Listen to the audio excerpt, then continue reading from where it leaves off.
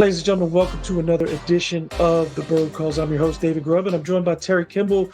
Terry's a beat writer over for Pelicans on SI, the website. He's on the boots on the ground every day at practices, and you can also find him up in section 120, but like 2 seats apart on game day. Also a fellow girl dad. So good to have you on, sir. It's been too long. Glad to have you back. Thank you for the invite again, Grub. Season's right around the corner, buddy. I'm happy to talk some Pelicans hoops with you, my friend. Well, first you were at practice today. So I guess the biggest question is, how does Trey Murphy look, and how far along was the team at least willing to say he is? I know his evaluation date is until next week, but is there any update that you could give on how Trey's looking? So they wasn't personally saying anything about his condition. The last time he came out after practice and said he was just doing some light lifting, just doing some shooting. But today we saw some movement. Saw a little bit of cutting, saw a little bit of movement around the three-point arc, going around, making all his shots, all his attempts. So the movement looks good. The cutting looks good. It looks like he's putting. He's not walking gingerly, anything like that. He's able to put weight on, able to kind of move fluidly. So it looks like everything is up to par as far as his rehab goes. We just got to see how his body reacts after a couple practices, after some internal scrimmages, and kind of see where he is when that evaluation time comes up. Yeah, we just hope that he's not gone too long. He's such a valuable part of this team, and we're going to talk about that a little bit later. Any insights from Willie Green on what his starting lineup is going to look like when the Pelicans host the Chicago Bulls on Wednesday? He kept the core and said he was going to keep it to himself. He said it's in his mind, but he's not ready to reveal it right now. And he may be going back and forth with it because everybody around here is interested about the same thing. What is that starting five going to look like when the ball tips off on Wednesday? I think you know for sure that four people in the starting lineup, talking about DeJounte, talking about Zion, talking about BI, and Herb Jones, because Herb is just a Willie Green type of guy. The things that he can do defensively, the disruption that he can cause, and the fact that he's improved his three-point shooting, he does all the dirty work. So he's a prototypical Willie Green type of guy. So he's got that fourth slot. Everybody was always curious about what that fifth slot was going to look like. If it was a healthy Trey Murphy III, would that be him? Is that going to be CJ? Is that going to be Tice to start?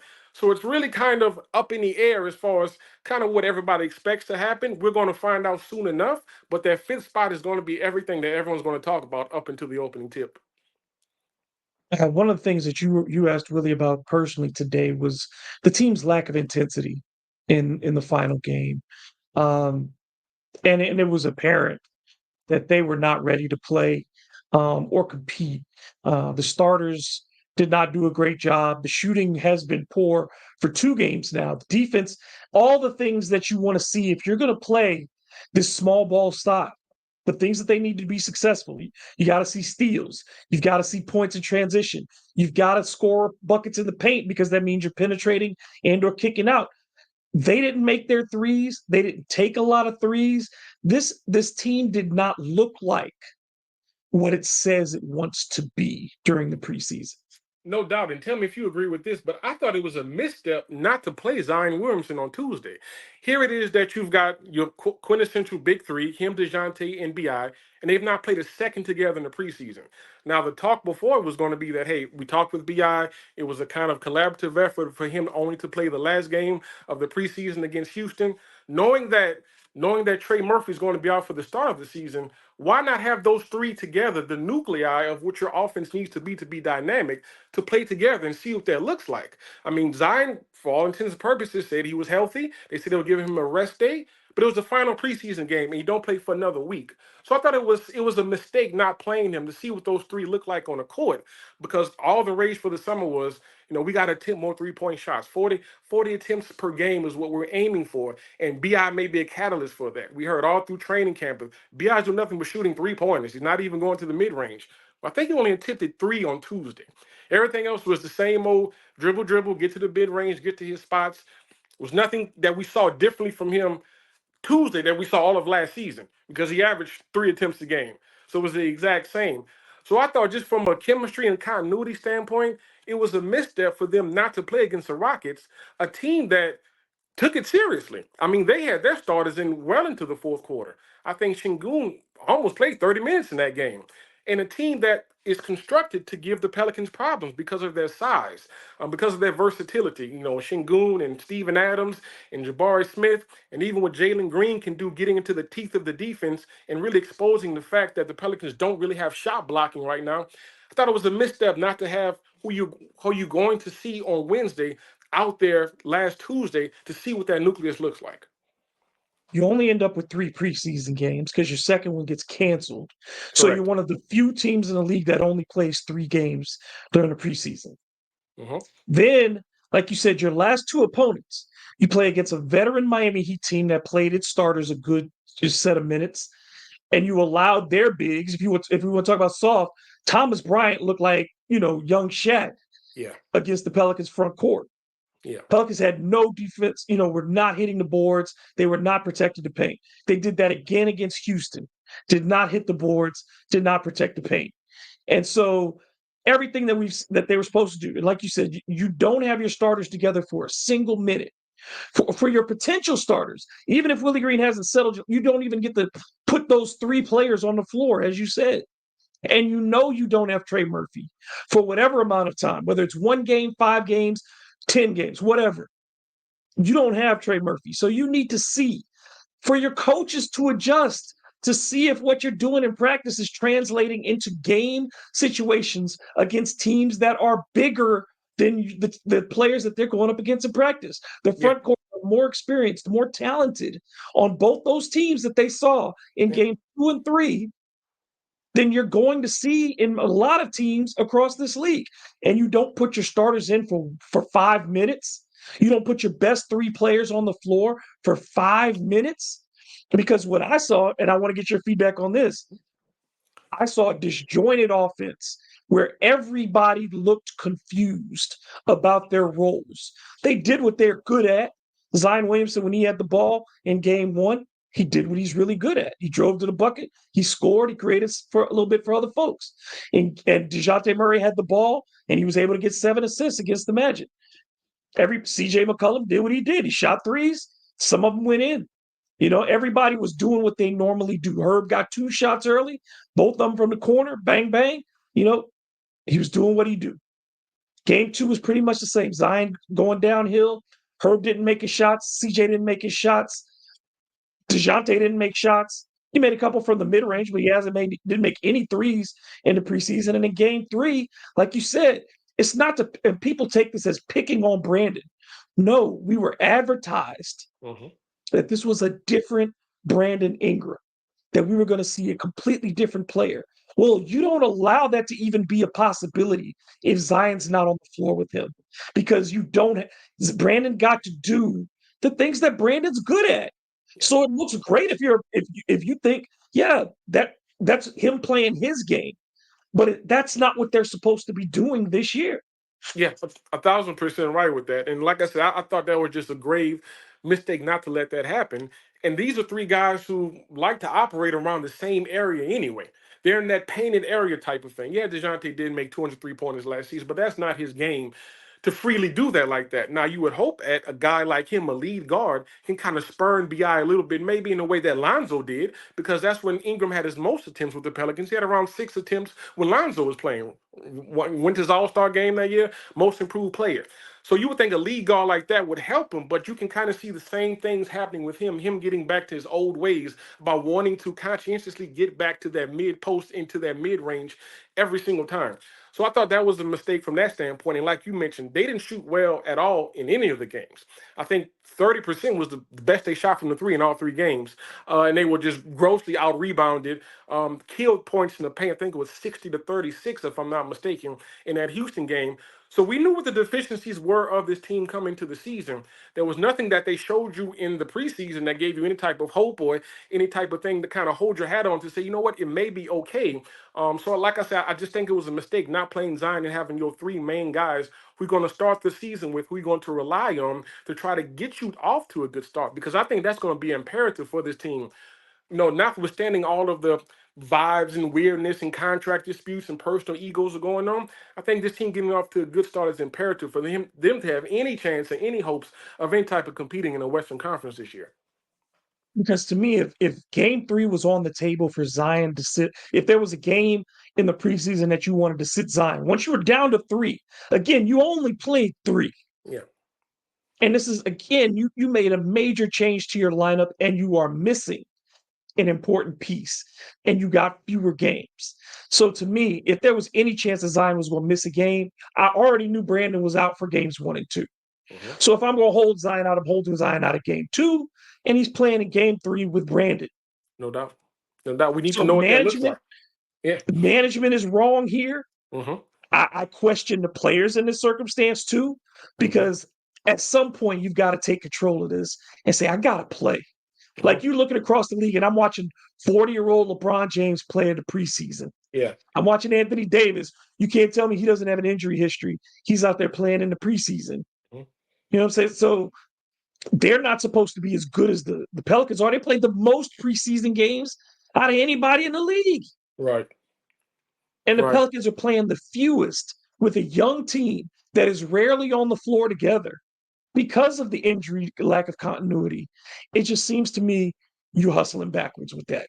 No doubt about it. And to even add a caveat with a week off after that. I mean, there's nothing else that you're doing. You're starting off at home a week later after your last preseason game. There's really, in my opinion, no excuse for him not to have played in that. And kind of just, make it put a bow on everything like that.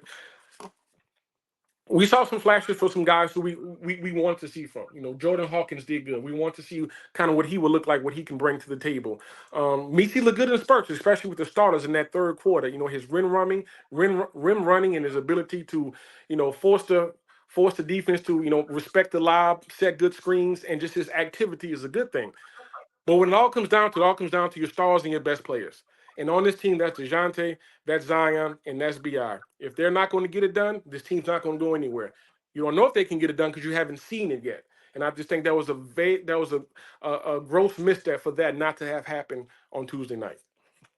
Yeah, I mean, as far as their individual skill set, I'm gonna say this about Brandon Ingram. Um, there is no question as to what Brandon Ingram can do on the basketball floor. We know what he is capable of on the basketball floor. The question ever since last summer with the Olympics, I mean, with the Team USA, Mhm. the question is, what is Brandon willing to do? And is Brandon willing to adjust his game? Is he going to do less, do more ostensibly by taking the ball out of your hands? And I don't think he and DeJounte gave each other the opportunity to let DeJounte be the point guard, like to create something really for Brandon. They didn't seem to really have, and this is the time to be working that out Yeah. in the preseason. And you can't simulate this in practice. It's going to look great in practice. That's the whole point, is for it to look great in practice. He ain't supposed to come and tell me if Willie was saying this is a disaster practice every day, we'd be really, really concerned. But you Correct. telling me practice is great. So, but it's got to translate to the game situations. And I think for Brandon, that's the question is, are you going to adjust? Are you going to play defense more? Are you going to rebound more? Because DeJounte Murray led his team in rebounding in the preseason. Yes. Is Brandon going to be a 7, 8 rebound guy? He has to be something close to that every night for this team, not just against the bad teams. He's got to do it against teams with bigs. He's got to box out. And it's like, dude, you can't show me that in one half of one game, slightly more than a half of a game. Yeah, it kind of reminds me of kind of CJ McCollum doing media day, and he kind of talked about the selflessness needed from some of these guys to have to do things that they've never done before. And you saw a lot of that kind of frustration with him because the Pelicans gave away so many games last year, especially in the clutch down the stretch, for guys not willing to buy in, guys not willing to do what was necessary to gain victory, and it ended up costing them at the end. You can't play around with the NBA in the regular season. It's a long grind. It's 82 games. There's teams out there who may start off strong, fade toward the end, but there's teams who bring it every night. The Pelicans, because of their deficiencies, need to be a team that brings it every single night. And that's going to require buy-in from the top all the way down to the bottom. And that's going to require Ingram to rebound, like you said, to shoot more threes, to Zion to defend the post, to rebound, to block shots. It's going to take a different set of skill set that some of these guys maybe have not been accustomed to, or maybe not were never asked to do in the past, to show up this year for that, for this team to be successful. It's almost as though this is a science experiment. You got all these chemicals set out in front of you, and in its own specific merit, these chemicals individually are potent, but you don't really know what these look like when you pull them together. It seems like it can either explode in your face or it can create something beautiful. We just don't know what it's going to be. And that's where the kind of uncertainty sets in for the fan base and for some of the people who follow this team, trying to really figure out, yes, this is a talented team. You can say this is one of the most talented Pelicans teams they've had in years. But do the pieces really fit together? It's not about having the most puzzle pieces. It's about the right pieces that fit together. And we're yet to see that as of yet. Yeah, I mean, and there are questions for everybody on this roster, everybody in the main rotation, because you go to Zion Williamson, and from game one to game two, his effort was different in game two. Yeah. He was good in game two. He wasn't the same guy that you saw in game one. So you wonder again for a guy that the question for Zion is, are you going to do it every night? Mhm. Are you going to do it every night? Like you want to see at some point him treat everything. Again, you only get three of them. You Yeah. only got three of them. It's like you can't. And the second one was post. You had an extra day off Yeah. because Because you they didn't canceled play the the other game. second. Yeah. Yeah. No So doubt y'all about were well rested, it. and it Yeah. just that bothered me from his. I wanted to see more. I wanted to see him again. You want to see him run that offense and do it the way that we want it. That it's supposed to be. The starters, all of them, everybody who played in that starting lineup, they were slow. Hmm. The first half of every Pelicans preseason game was slower than the second half. And the Hmm. starters are playing the majority of your minutes. Your top 7, 8, 9 guys are playing the minutes in the first half, and they were slow. They were bottom 5 in the league slow in preseason. And as we both know, if you're going to play small ball, you've got to play defense and you've Hmm. got to run. And they got Yeah. beaten a fast break all throughout the preseason.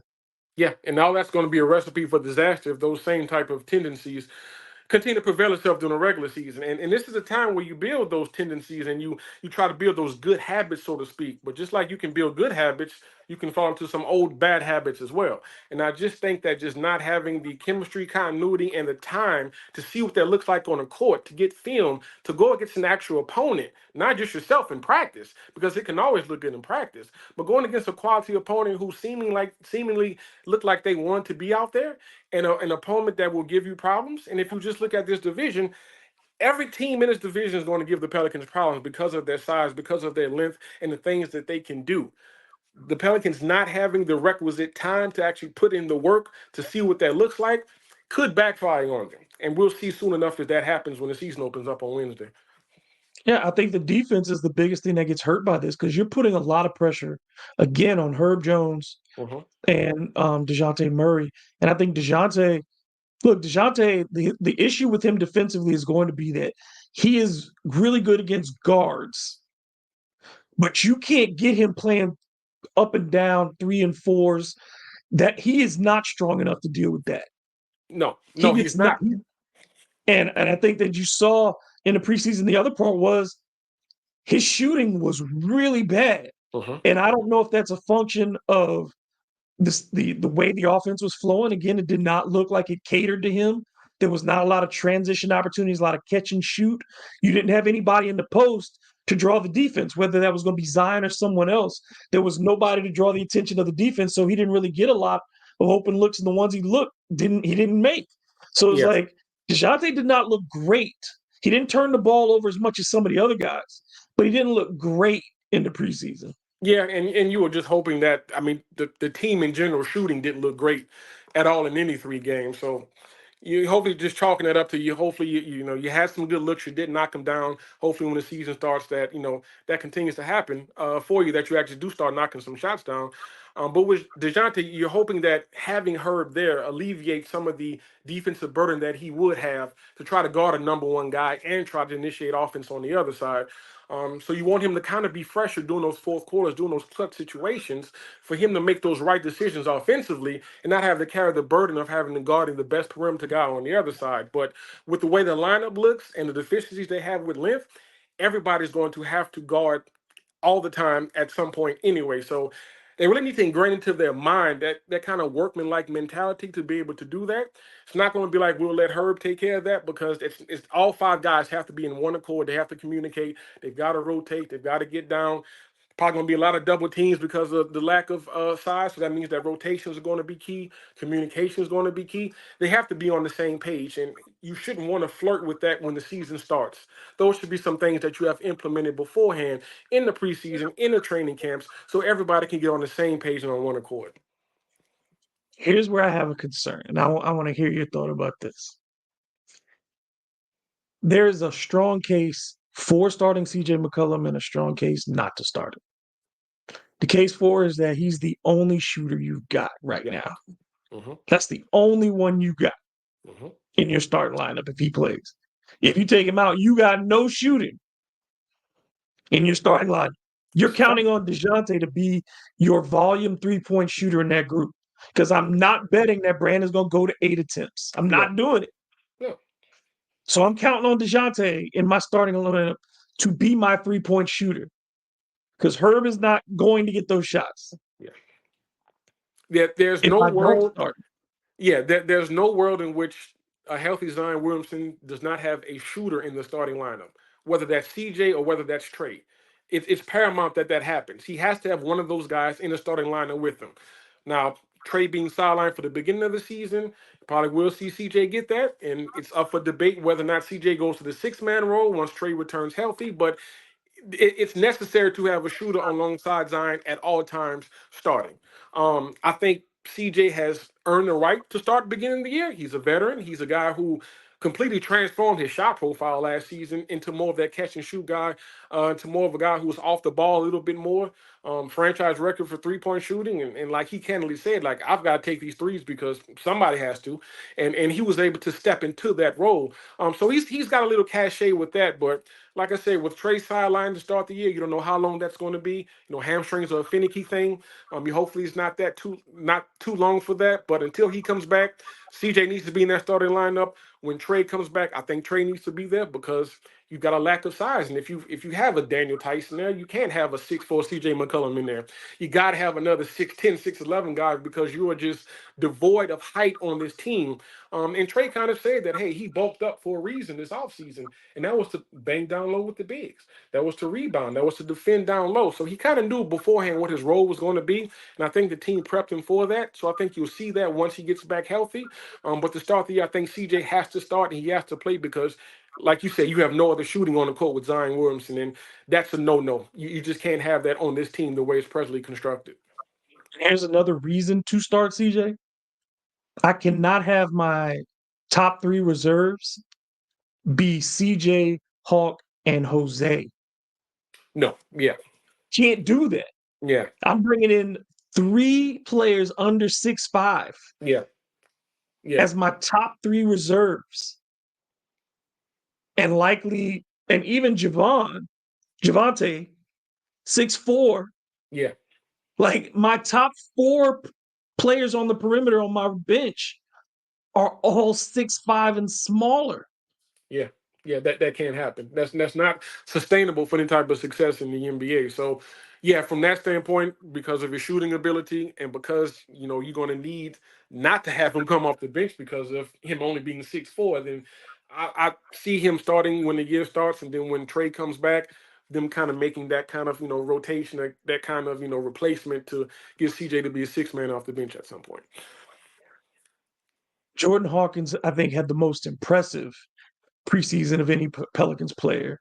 Hmm. Um, I think there was a lot of concern about Jordan after Summer League because he did not look comfortable. I think the Pelicans did him a disservice by trying to make him a lead guard. Yeah, I think he needed to figure out how to do this job first yeah, and then play around with that lead guard stuff. But he came in, and if anybody was the embodiment of what Willie Green wants and says he wants, Jordan Hawkins put pressure on the defense every possession. He attacked the bucket when he pulled up from mid range. It was because he had gone at the defense horizontally, hmm um, going side to side. I mean, vertically instead of going side to side. yeah, So, I thought Jordan was just so impressive on both ends. He blocked shots. He rebounded pretty well. He shot a lot of free throws, got to the rim and got free throw opportunities more than anybody else on the team.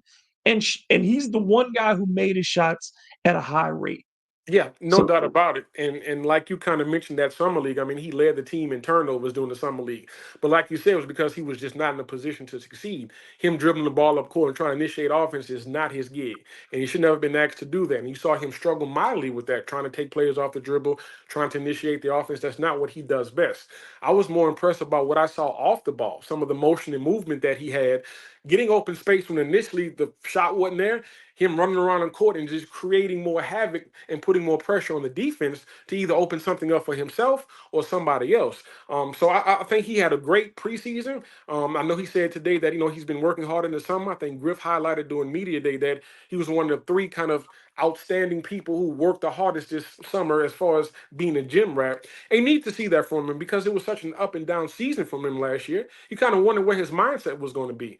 Because of injuries, he started off pretty good to start the season last year, and then after All Star break, I think he only had one double digit minute game after March. So you kind of wonder how that weighs on a young player's confidence like that. And we were all kind of looking forward to summer league, seeing if he can kind of make that next elevation, that next step, come into year two. And it just didn't work out. He didn't shoot well. He turned the ball over. But kind of seeing the leap from summer league to actually playing in the preseason games and kind of what he did from the shooting standpoint, the putting pressure on the defense standpoint, getting 2 feet in the lane, mid range, getting to the free throw line, knocking down his shots, and just putting that overall pressure. I think that was really good for him. And I think that's kind of cement him getting some quality minutes this year on the team. and again, his shooting puts him at a different level. He's necessary. Like they have to have him make shots, Yeah, and you can't hide him on the bench for too much longer. You've got to let him play. You've got to let him shoot. And I think with that second unit, continuing to put pressure, whatever group of bigs he ends up with playing mhm, alongside him, he's going to put the pressure and give them some opportunities to get to some easy buckets. The center position, Daniel Tice looked good in the first game. We got to give him that. He looked good in the first game, but he did not rebound well the entire preseason. 5 rebounds total. I think, and most of those 4 of those were on the offensive glass. So defensive rebounding was just non-existent. Doesn't block shots. Didn't have steals. He made his first 3, missed his last 2. But to me, and I think you probably say the same, if outside of Jordan Hawkins, nobody was more interesting than Yves Missi. yeah, and I'm not sure if that's a good or bad thing because right now Eve may be the best center on the team right now. And I think that may be more of an indictment on how this roster is constructed than as opposed to how we think he has elevated his play because he just doesn't have the requisite time and experience in the league to really just make that leap yet. Thing about him is you kind of wish he was allowed 10 fouls in the game because he picks them up so quickly. But that just kind of goes toward his lack of knowledge and his aggressiveness. And Coach Green said today, I want him to block every shot. I want him to run as hard to the rim as possible. I want him to set good screens. I want him to be a lob threat. I want those things for him. And for what they asked him to do, it's intriguing because he did those things well, especially playing with the starters.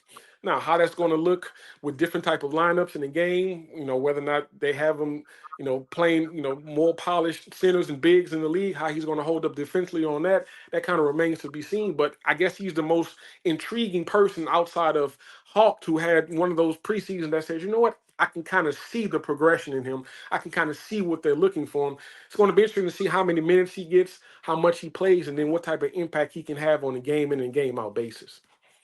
Yeah, I just I thought hopefully in year one he can be what Czech Diallo was in year one.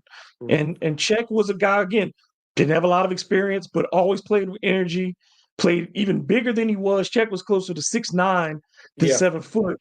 Eve is a legit 7 foot. And is probably has better hands and balance overall than Czech did. But Czech was probably a better natural defender, I for think, sure. early Yeah, on. So, but I mean, if that's what you get, that's a good thing. But the problem is that may not be enough because I think you're right. If he's the best big on this roster, and it seems like he may be, because Carlo does not appear to be in their plans at all, no. and you didn't hear anything from the front office, from coaches, from other players to hype No. up Carlo.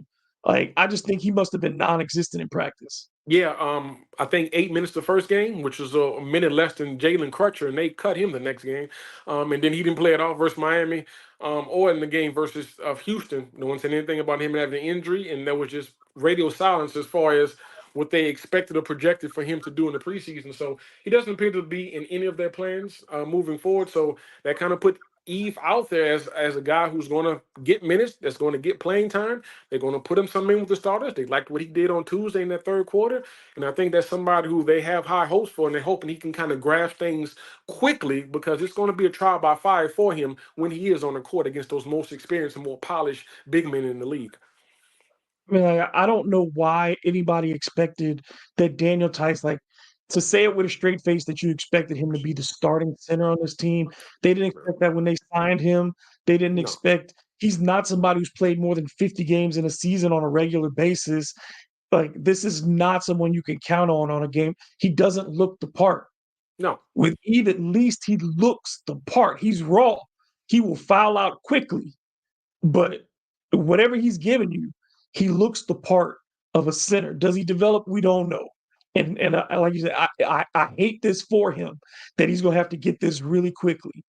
He's gonna have to yeah. get this really quickly because if it's 8 minutes or 18 minutes, they're gonna hurt this kid.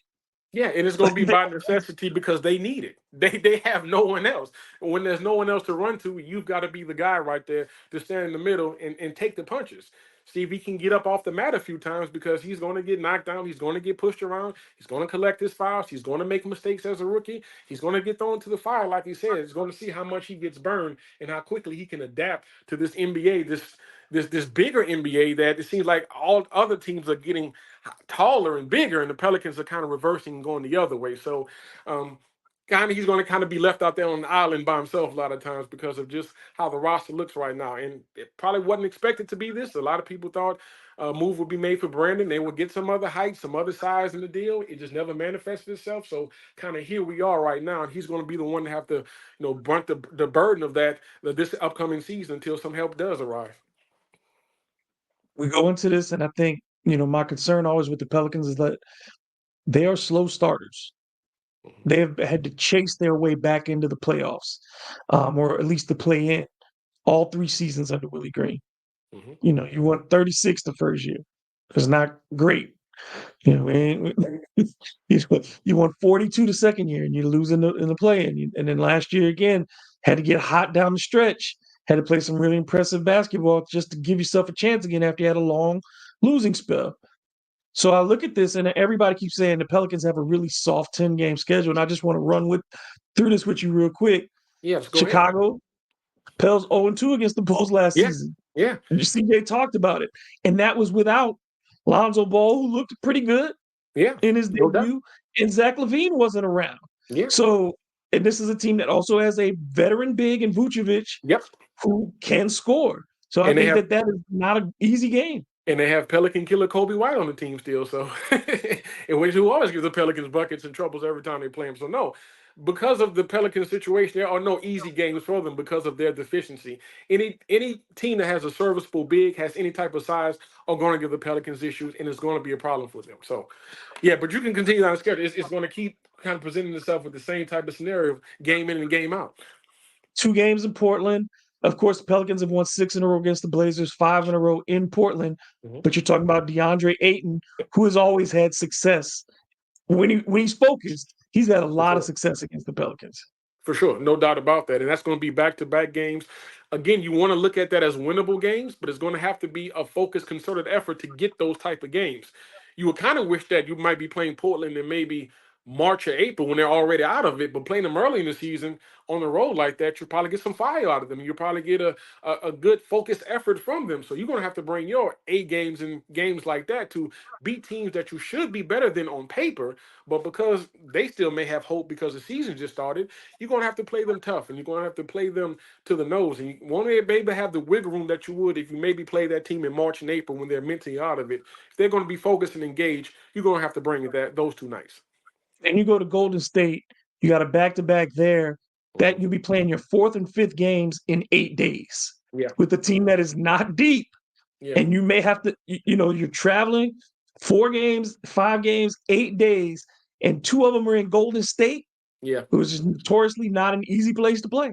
Never, and it hadn't been an easy opponent for you when Steph Curry plays, especially in that building. They just got their first win last year, and however many tries, 10, 11 tries in San Francisco. So no, that's always going to be a tough task for the Pelicans. And like you said, being on a road for that long and playing that many games in sequence like that won't be easy for them. But this is going to test them early to see kind of where their mental fortitude is, kind of see where their mindset is, and see how quickly they can come and get this cohesion and chemistry together. Since you hadn't seen it manifest itself in the preseason, we're going to see what the experiment looks like when the season starts. That's not really a team when Steph Curry is on the court that you want to experiment against. So we'll kind of see how that happens. Then you got a 4-game homestand. We know about the Blazers already in the middle of that, but it's Hmm. Pacers, Yep. Hawks, Cavs. Pacers, Hawks, and Cavs, all with Yep. athletic front courts and dynamic guards on the wing who Yeah. can get hot really fast. Yeah, and that presents kind of a twofold problem because you got those athletic bigs, but you've also got the guard play that can break down the teeth of the defense and get to the paint. And again, you have a lack of rim protection on this team. So what does that look like when he's kind of got that double-edged sword? You've got the athletic bigs that can run to the rim, that can finish, but you got those guards that can penetrate on pick and rolls, get to the teeth of the defense, and have little to no resistance when they get to the basket. Historically, the Pelicans haven't been great protecting the rim around here. So imagine how it looks now when everybody's 6'9" and below, trying to guard that painted area. That's again going to require that cohesiveness, that collection of focus for the team to be able to communicate on defense, to be able to um, get to their spots and to be able to rotate in a timely manner to get back to shooters, to get back to bigs, put a body on guys when rebounds go up in the air so they can try to box out properly. It's going to take a focused effort from all 5 guys. And like you said, those 10 games present, unique challenges because every team has something that can exploit the Pelicans' weaknesses, especially defensively. So it's going to be interesting to see how, their mindset is to, placating toward trying to impose their will while also trying to take away what the other team does best. I mean, you go back to the Pacers, and that's the fastest team in the league last year, who Yeah, does exactly what the Pelicans want to do as far as constantly putting pressure on the opposing defense and shooting a lot of threes. But the Pacers are bigger at nearly every position. You're talking about Pascal Siakam, yeah. you're talking about Miles Miles Turner. Turner. Yeah, Those two right there, that's giving you 6'10" and 7'1" of really long and athletic front court players. It's and then you talk about Obi Toppin at yeah, 6'10", being able to score for them. And we talk about the Hawks with a Kongwu and Clint yep. Capella, Clint who Capella. has Yeah, had good games against this franchise for several years. yeah. And then, yeah, the Cavs, you talk about Mobley and Jared the guy that Allen. everyone would love to see in the Yeah, Pelicans, yeah, Jared Allen. And yeah, then you talk about Colin Sexton, who can score along with Donovan Mitchell. And what else they have on that team, a team that had the 4th seed in the yeah, Eastern Conference last year. That's not an easy team to beat. And then you finish it with the Magic, who, yeah, you played in the preseason. You won that game by 2, but this is a team you've lost 10 out of yeah. the last 12 to, who Always looking for didn't trouble. play their whole front court the whole night, and they've dominated you up front. Yeah, and don't you just feel like we laid out the 10 games? Don't you feel like it's just a necessity, just from a confidence, from a vibe standpoint, for this team to get off to a good start? Knowing everything that's going on with the BI situation, knowing what's going on maybe behind the scenes with some guys feeling like they should start, some guys may not want to go to the bench, some guys may have to start sacrificing shots because of the influx of the talent that they do have in the backcourt position. It just seems like it's just so imperative that this team starts off hot just because of just vibes. This thing feels like it can just go down very quickly if they get off to a slow start. You presenting that schedule, there's landmines all over the place. I mean, and we talked about it. This is a team that's been in the play in the last 3 years. So this is not a team that can hang his hat on being a contender. Can't hang his hat on saying that year in and year out we're an upper echelon team, because it just hasn't proven itself to do so. They've got to go put in the work to do that on a night in and night out basis, all 82 games, for them to try to garner that type of respect in the league. And it's going to be imperative that they start off hot doing that, they start off fast doing that, and not let some of the negativity that surrounded them kind of really entrench into their spirits because of what's going on outside of just what's on the court itself. Man, look, Willie Green, first 10 games combined over the last 3 seasons, 10-20. They went 1-9, 5-5, 4-6. Yeah. That is not great out of the gate. Yeah. Now they've won their first two each of the last 2 years, but last year again you win your first two, and then you go 2-8 the rest of the. I mean 6 the rest of the way Yeah. in those first 10. That just can't happen this year. Yeah. Not in No the West. doubt. The West is too deep. Yeah, and for as much as you like to say, hey, we won 49 games and this was a historically great Western Conference. Well, all the other Western Conference teams had to contend with the same thing. They were able to do it. You've proven yourself to be no better than an 8th seed the last 3 years. You had to fight for your playing lives the last 3 years. So as other teams are adapting to this, you can't use that as an excuse to say that, hey, we won 49 games, we should be all right, because that's just not what it is. That's not what last season dictated. It dictated that you be better than that. It dictated that you win 5 games when losing after the third quarter, not lose them all. It dictated that you close out some games. It dictated that you not go 0-2 versus the Bulls or some of these other teams or that swing in Utah. It dictated a lot of things that they just didn't do last year that they're going to have to do this year if they want to have any type of success. Does it feel like every year when you are watching the Pelicans or preparing for a season, the way that you rationalize it is if everything goes right, this can be a really good team. But that is never going to happen for any NBA team, that Correct. everything is going to go right. So it's like it just feels like that's the position the franchise is consistently putting you in, whether it's players, management, coaching, all together. In some, it's if everything goes right, and I don't think that's a secure position to be in.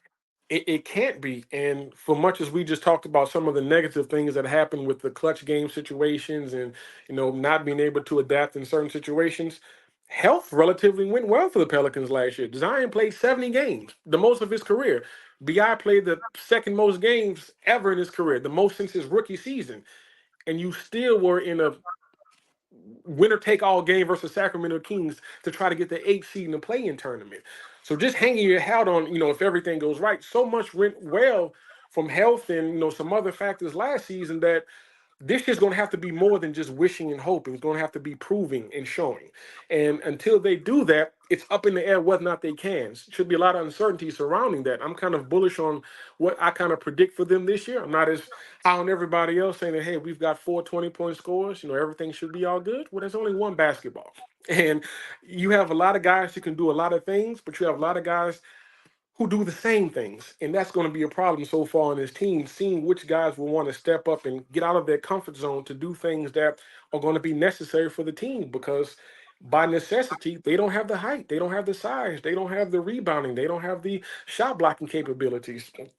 More guys have to step up attempting more 3 pointers to put more pressure on the opposing defenses. So it's going to be a different, totally type of mindset for this team. I'm kind of interested to see where they are to start the season, how that looks after 10 games, how it looks after 20 games, how that looks when Trey Murphy gets inserted back in the starting lineup when he's healthy, how that looks if, let's say Brandon's not getting as many shots as he thinks he should, or somebody else is not attempting, as many as they think they should, because realistically, only Zion Williamson should be the one eating on this team and not having to worry about his shots, his offense, and how he looks in his stats. He should be able to get his anytime he wants to. But how's that look for other players who are accustomed to maybe getting those extra shots, now them taking a step back and maybe getting 3 or 4 less shots, but being asked to do a little more dirty work in the paint? I'm kind of interested to see how their mind is going to be toward that and what type of commitment they're going to have as the season progresses. And the teams that you play are getting harder. They've built their chemistry, and the games are getting longer, and it's just a long grind of a season. I just want to see kind of where they are after the 10 game, 20 game, 30 game mark. Yeah, and look, I mean, you look at Zion in particular, and it's every season also with the Pelicans is the most important season in franchise history. Every season. We've Yeah, been doing this since AD got them to the playoffs, yeah, 8 years now. It's been yeah. 8 years since they saw the second round.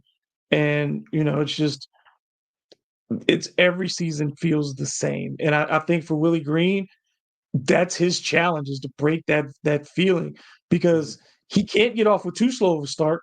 No, Like if you get off to too slow of a start and you lose too much ground in the Western Conference, it's going to be really hard to make that up.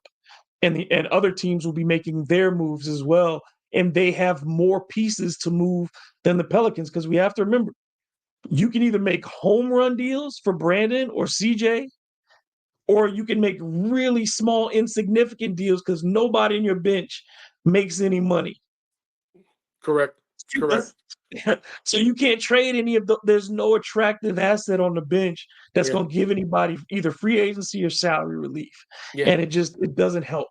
So this is the team you got for the most Hmm. part. Yeah. No doubt about it. And the only thing that you probably can count on is you think there will be a move made to get underneath the luxury tax because that's just what this team does. They're incentivized with a check at the end of the year to get on the luxury tax, and they're going to do that. They never paid into the tax. They probably never will for all the lip service that they said that they saw the right thing or contention that they'll do that. It hadn't happened yet. And history's kind of shown that you have to do that to win in this league.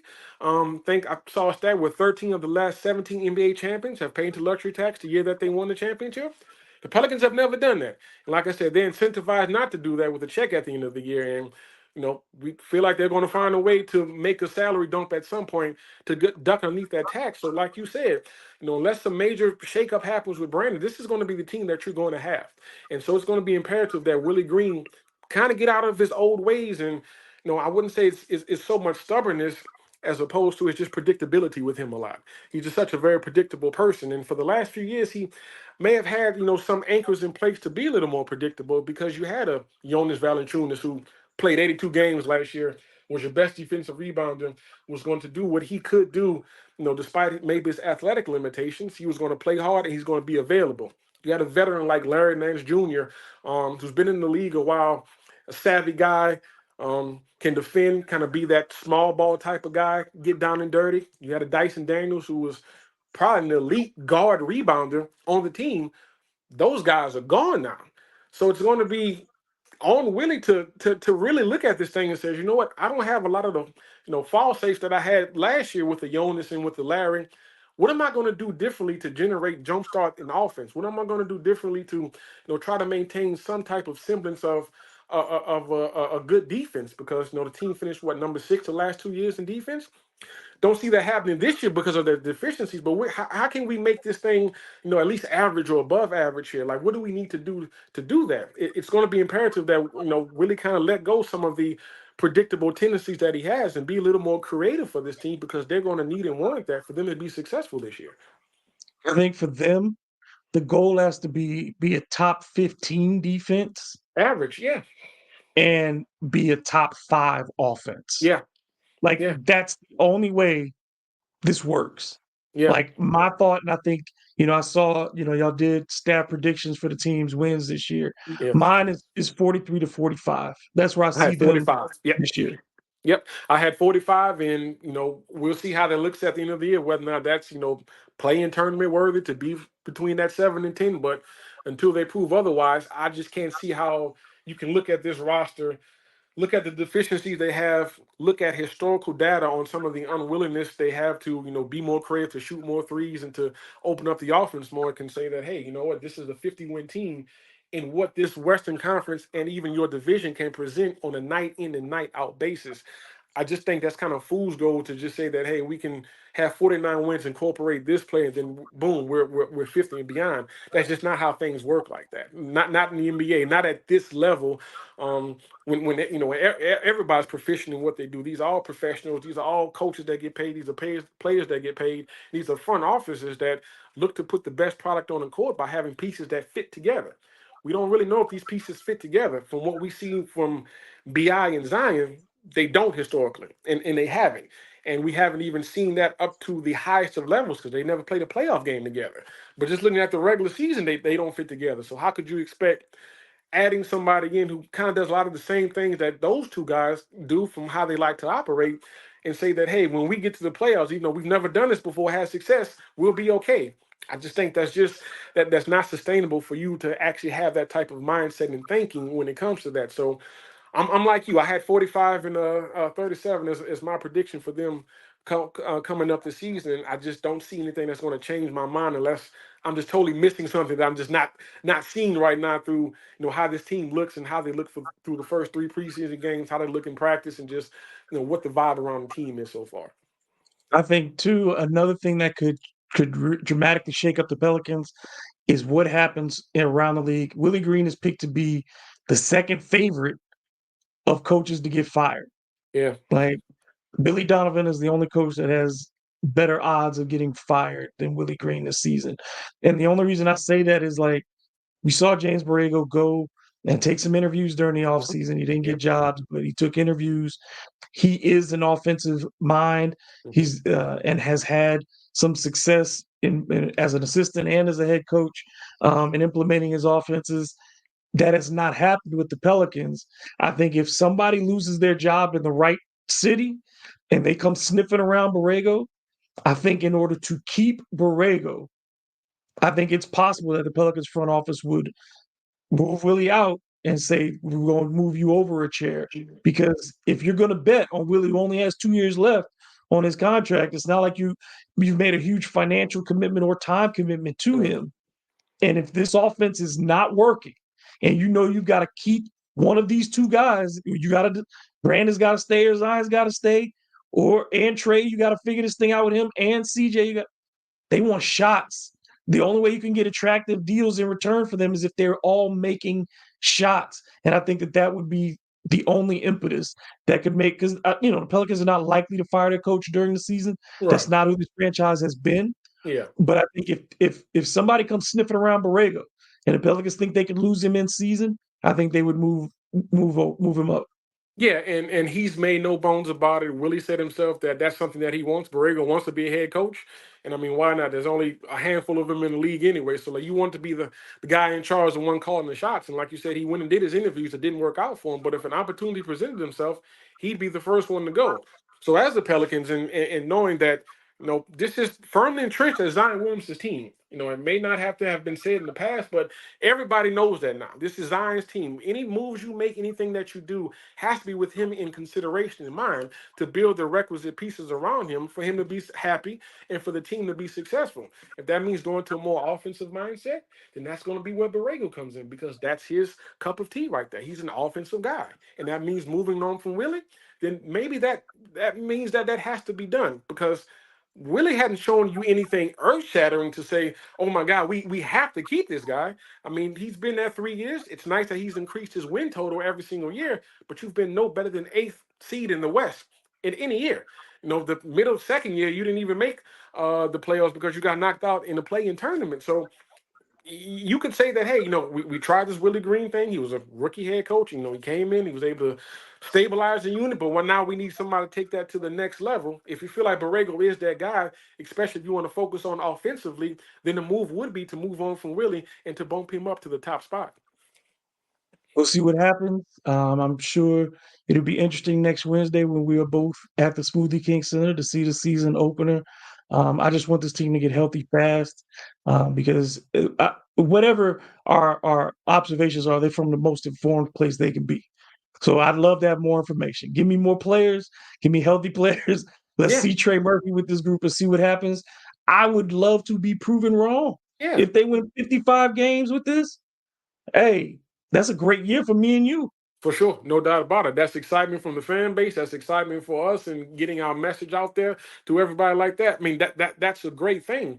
It's just that we have to see it, and that's all. And it's just our objective opinions about things like that. Nobody's rooting for the Pelicans to do bad. We're just giving our objective opinion about what we think, where this team is now, where they can go moving forward based on the data that we have now. Like I said, if we get 20 games into this thing and they look like the Steve Nash Phoenix Suns, so they were compared to to immediate day, then we say, okay, well, this is something new. We weren't expecting that.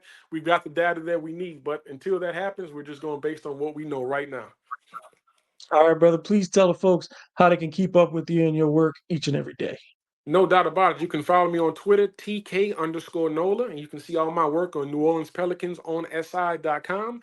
Got 5 or 6 articles every day, written content. We're going to start to kind of boost up the video content as the season starts, and just get all the message out there and all the coverage that all the Pelicans fans are desiring for the upcoming year. That's right. There's so many good sources out there. Just keep up with them all.